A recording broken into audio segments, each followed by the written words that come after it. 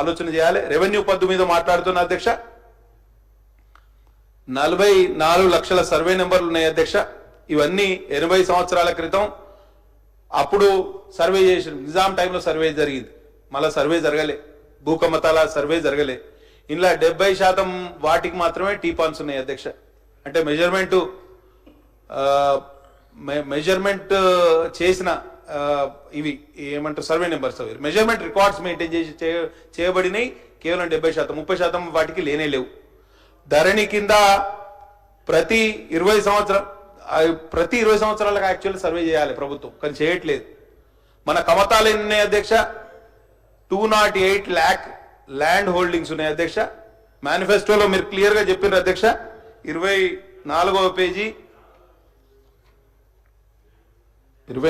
Page ధరణి స్థానంలో భూమాత పోర్టల్ను ప్రవేశపెట్టి సమగ్ర భూ కమతాల సర్వే ఆధారంగా భూ హక్కులు కోల్పోయిన రైతులందరికీ న్యాయం చేస్తాం, భూదారు కార్డును అందజేస్తాం, రెవెన్యూ ట్రైబ్యునల్ ఏర్పాటు చేస్తాం, 25 లక్షల ఎకరాలు ఏవైతే కాంగ్రెస్ ప్రభుత్వం పంచిందో వాటికి భూ హక్కులు కల్పిస్తాం, నిషేధ జాబితాలో చేర్చిన పట్టా భూములను కాంగ్రెస్ ప్రభుత్వం అధికారంలోకి వచ్చిన 100 రోజుల్లో పరిష్కరిస్తాం. ఎక్కడండి పరిష్కారం అయిందా? ఒకసారి మనం గుండె మీద చేసుకుని ఆలోచన చేయాల్సిన అవసరం ఉంది అధ్యక్ష. భూభారతి ఏప్రిల్ నుంచి అమలు చేస్తామని మంత్రి గారు చెప్పడం సంతోషకరమైన విషయం, కానీ ఆలస్యం అమృతం విషయం కూడా. మీరు ఆలస్యం చేయకండి. గుజరాత్ లో ల్యాండ్ గ్రాబింగ్ యాక్ట్ బ్రహ్మాండంగా నడుస్తుంది అధ్యక్ష. మన కేసీఆర్ గారి ఆధ్వర్యంలో ఆ ల్యాండ్ గ్రాబింగ్ యాక్ట్ ఎత్తేసారు. దయచేసి ఆ పకడ్బందీ ల్యాండ్ గ్రాబింగ్ యాక్ట్ తిరిగి తీసుకురావాల్సిందిగా మంత్రి గారిని కోరుతున్నా. ఎందుకంటే ఎవరైనా ల్యాండ్ గ్రాబర్ ఉంటే వాడికి 5 సంవత్సరాలు ఇంప్రిజన్మెంట్ శిక్ష, అది అట్లాంటిది లేనే లేదు. విఆర్ఓలను మళ్ళీ అపాయింట్ చేస్తామని చెప్పడం చాలా మంచి పరిణామం అధ్యక్ష. ఎందుకంటే గ్రామ స్థాయిలో ఒక రెవెన్యూ అధికారి ఉండడం తప్పనిసరి. ఆయన ఏదైనా చిన్నగా డిజాస్టర్ రిలీఫ్ కానివ్వండి, రెవెన్యూ ఏదైనా అంశం ఉన్నా కానీ, ఎవరైనా ఆఫీసర్లు ఎవరైనా వచ్చినా కానీ వారికి చేదోడు వాదోడుగా ఉంటుంది. కాబట్టి రిజిస్ట్రేషన్ల ఆదాయం కూడా చాలా వరకు తగ్గింది అధ్యక్ష. 6,000 కోట్లు తగ్గింది అధ్యక్ష. ఇప్పుడు మళ్ళీ 5,000 కోట్లు పెంచుతామని చెప్తున్నారు. ఎట్లా పెంచుకుంటారో నాకైతే అర్థం అయితే లేదు.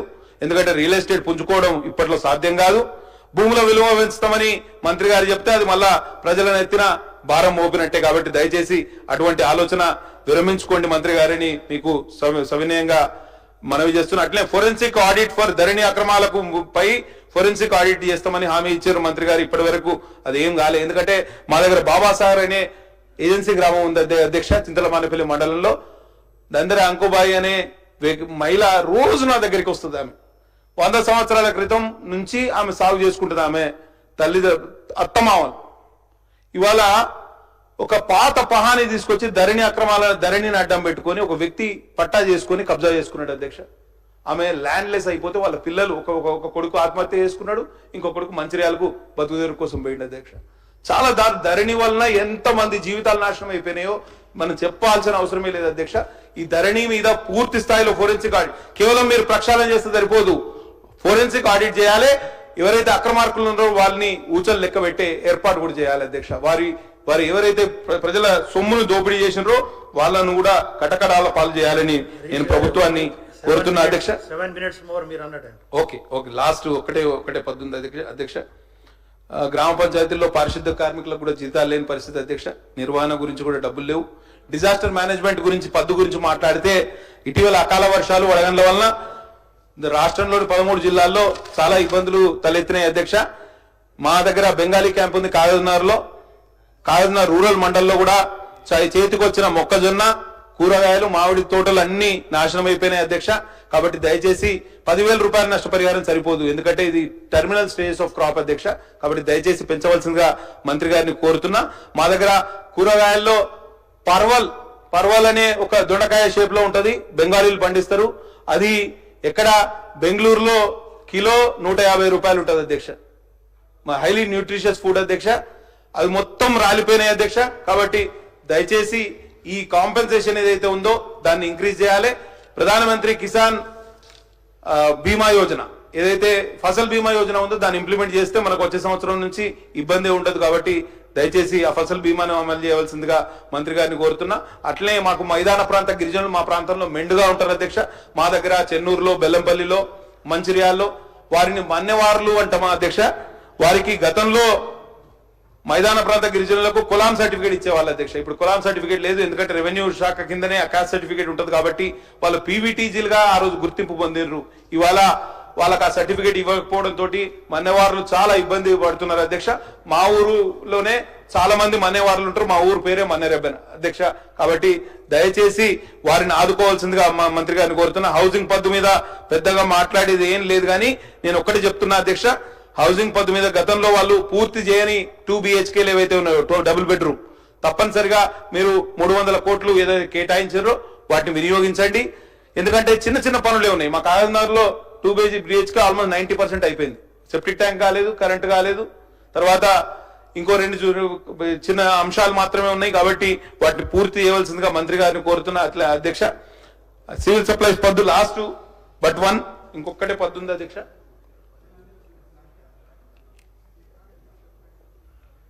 అన్ని పద్దుల మీద మాట్లాడేస్తున్నా అధ్యక్ష. సివిల్ సప్లైస్ పద్దులో సన్నవడ్లకు 224 మెట్రిక్ టన్నులు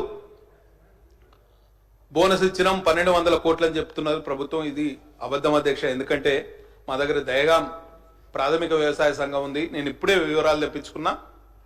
260 మెట్రిక్ టన్నులు వాళ్ళు సేకరించారు. సన్నవడ్లు సన్నధాన్యాన్ని సేకరిస్తే 40% మందికి ఇంకా పేమెంట్ రాలేదు అధ్యక్ష. దయచేసి రెక్టిఫై చేయాలి, అధికారులు కూడా ఉన్నారు ఇక్కడ.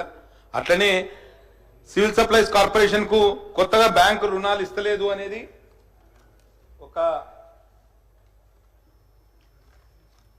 సివిల్ సప్లైస్ కార్పొరేషన్ కు బ్యాంకు రుణాలు ఆగిపోయినాయట అధ్యక్ష. ఎందుకంటే మనం బడ్జెట్ లో దానికి ప్రావిజన్ పెడతలేమని వాళ్ళు జాతీయ సహకార అభివృద్ధి సంస్థ నుంచి 9,000 కోట్లు తెచ్చుకున్నారట అధ్యక్ష.